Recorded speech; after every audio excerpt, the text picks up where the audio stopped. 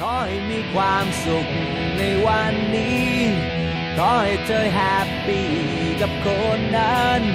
ขอให้ลืมไปเถิดว่าเคยมีฉันอยู่ เธอคงลืมวันเก่าที่เราสองเคยรำร้องเพลงนี้ด้วยกัน เธอคงลืมไปว่าในวันนั้นฉันร้อง Happy birthday Happy birthday Happy birthday to you เค้กที่เธอเคยชอบมันสั่งจากร้านนั้น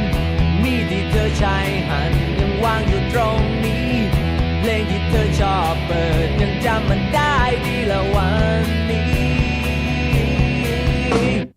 Happy birthday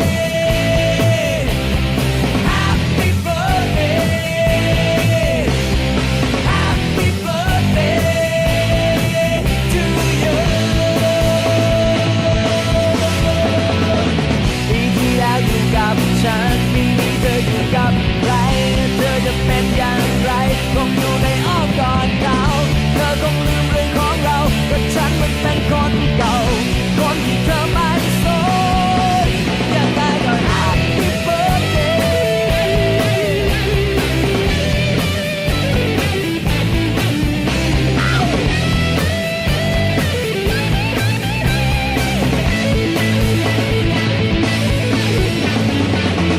ขอให้มีความสุขในวันนี้ ขอให้เธอแฮปปี้กับคนนั้นและฉันยังเป็นคนเก่าที่เฝ้าฝันที่รั